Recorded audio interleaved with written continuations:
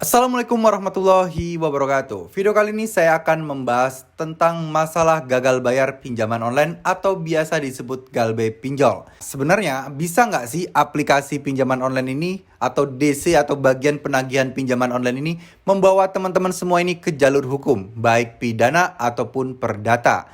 Nah, di video kali ini saya akan bahas dan di sini didukung oleh informasi dari website hukumonline.com. Jelaskan bahwa ternyata aplikasi pinjaman online itu boleh dan berhak untuk mengajukan dan membawa masalah hutang ini ke jalur hukum para debitur kredit yang macet.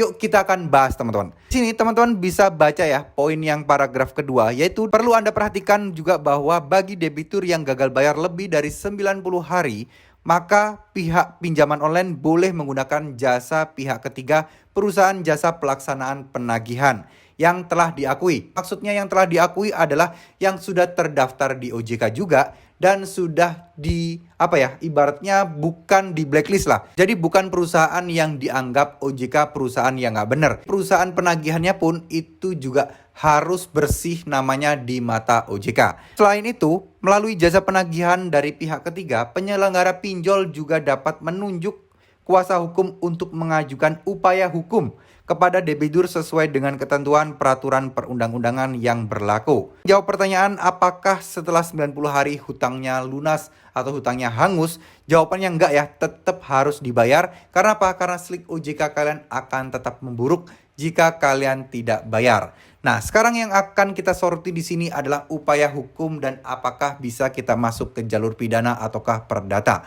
Sekali lagi, masalah hutang piutang atau masalah pinjaman seperti ini itu tidak ada unsur pidana sama sekali. Jadi di sini kalau disebutkan upaya hukum itu berarti masuk ke ranah perdata. Memang mereka diizinkan oleh OJK untuk membawa ke jalur hukum. Tapi apakah ini efektif dan efisien buat perusahaan pinjol sekelas mereka? Ya, kita tahu perusahaan pinjaman online merupakan perusahaan yang mencari laba dan mencari keuntungan. Ya, mereka kalau misalnya kalian pinjam dan kalian nggak bayar, itu mereka rugi. Tapi kalau mereka harus sampai membayar kuasa hukum dan harus membawa kalian ke jalur hukum perdata yang ujung-ujungnya juga akan jadi sia-sia, itu tentunya akan jadi pertimbangan khusus bagi mereka. Memang ada beberapa kasus benar-benar melaporkan ke jalur hukum sampai ke pengadilan, tapi itu paling untuk gertakan aja. Biasanya untuk membuktikan bahwa mereka tidak main-main.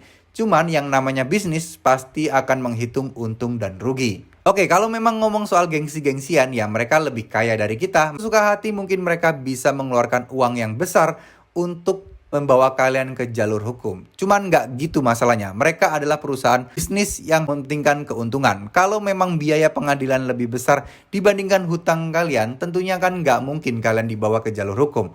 Logika simpelnya seperti itu ya. Jadi jangan takut dan jangan mau ditakut-takutin kalau kalian akan dibawa ke jalur hukum. Memang secara OJK, secara negara itu diperbolehkan pinjol legal yang sudah resmi OJK membawa atau melaporkan kalian ke badan hukum terkait masalah pinjaman online seperti ini. Memang bisa, memang memungkinkan. Tapi apakah mereka mau atau tidaknya, itulah yang jadi persoalan. Toh kalau kalian misal nih seandainya buruk-buruknya, pahit-pahitnya kalian dibawa ke jalur hukum.